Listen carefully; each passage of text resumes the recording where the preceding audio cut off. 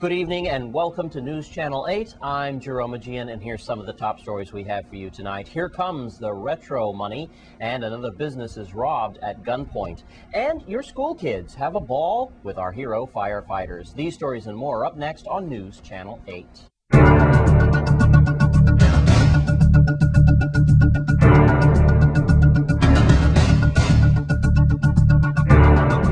In our top story tonight, well, a lot of government workers should be happy this evening as they finally get their first piece of their retroactive wages. Personnel Director Kenneth Herman serves as chairman of the Retroactive Wage Commission, says that the most owed to an individual is $193,000. And we hope you're not at the bottom, as some of those lucky persons out there get only a whopping $6.50. Now, retired government workers should be getting their pay first. So if you're a government employee, just be a little patient and don't spend it all in one place. And in other news, a correction officer on St. Thomas is in a lot of trouble tonight. 44-year-old Julian Lettsam was found inside the Farley prison complex with an inmate in a restricted area with 2 plastic bags of marijuana, 1 bottle of Crucian rum, a pack of Newport cigarettes, 1 pack of Durrell cigarettes, and 13 notes that appear to be from inmates. His bail was set at $1,000 and he was asked to pay 10%. And No Bones Cafe in Gallows Bay was robbed recently. News Channel 8's Wes Small has that story and an important information regarding the recent robberies on St. Croix, especially involving businesses. Here's Wes with an update. Now, even though the sign says smile, you're on camera, video surveillance 24 hours, it did not deter 2 armed men from coming into No Bones Cafe here in Gallows Bay sometime before 10:30 in the evening, and that was on Tuesday. Here's a quote from one of the victims. "I'm very grateful they didn't hurt anybody. That's the most important thing." Now, no description of the suspects, no description of what was taken, no description of what type of weapons were used. They believe that this information can hamper this investigation.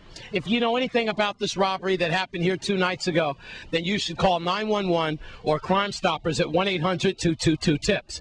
Now, I did get off the phone just a few minutes ago with Deputy Police Chief Hal, and the Deputy Police Chief wanted me to inform you that the VIPD, they are aware of the rash of burglaries in your homes and your businesses. Therefore, increased saturated patrols will be starting, also in conjunction with WAPA and Public Works, to clear bushy areas where some of your businesses are.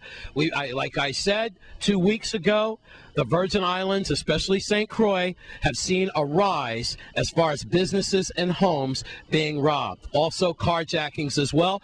Carjackings extremely deadly since they can be used for more violent crimes and murder. Thanks, Wes. And despite all the rain that we received last week, there's been no water in certain areas of the St. Croix Education Complex, especially at the CTEC area. Here's Wes with AFT President James Howell. Thanks a lot, Jerome.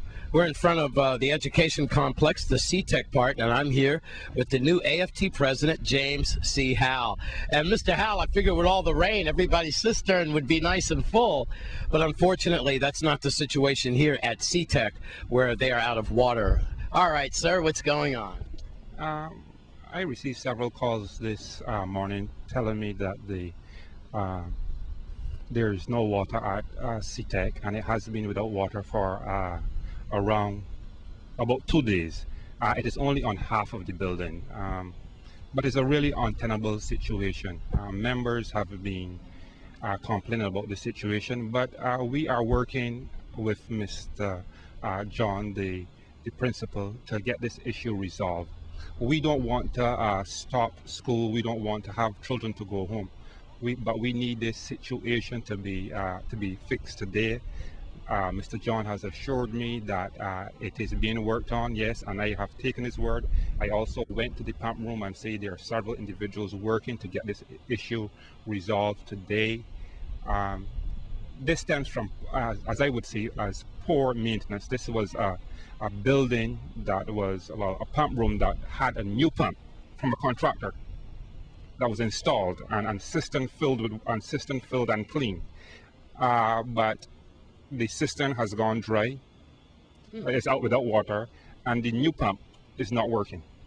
So Mr. John is working really hard to get this up and running, but we can't continue like this. This must this has been more than one day, and the members are really upset about the situation. Drinking water is one thing, but not to flush and in this humid environment? Yes, and there's some very awful pictures of Mr. Howe, thank you. This is our first meeting as in your inaugural year as president, and we congratulate you and your staff as those retro checks come out today, the government employees and all you teachers out there and so forth. Y'all keep your head up, you government workers. You certainly deserve every penny and recognition that you get. With James C. Howe, he's the AFT president, and also we're at the C-Tech Education Complex where unsanitary conditions are what we're talking about today. I'm Wes Small for News Channel 8. And thanks to AFT President James Howell. And the Home Depot project on St. Croix is moving right along. Here's Wes with the story. Thanks a lot, Jerome. We're here at the Home Depot project, and as you can see, these guys are working hard. Their target date to break ground is just next month, and by fall of next year, we should be walking through this huge place shopping at Home Depot. For an update on this project, on how the construction's going, let's go to the public relations manager, Craig Fischel of Home Depot. We're very excited about this project. This is something that's been in the works for a number of years, and with the statement today that went out, we are planning to break ground towards the end of 2010, shooting for an opening in the second half of 2011. We've been very happy with our store in St. Thomas, and also we are looking forward to expanding that in the Virgin Islands to St. Croix and be able to serve the residents of St. Croix as well. Well, thanks a lot, Craig. There you have it, folks. These guys are working hard. They're clearing out the space, and Home Depot will be breaking ground next month. And then we should be shopping in Home Depot at the fall of next year. We're right on the Melvin Evans Highway. It's a huge Home Depot construction project. I'm Wes Small for News Channel 8. Thanks, Wes. And when we come back from this break, a lucky couple on St. Croix won a new car. Stay with us.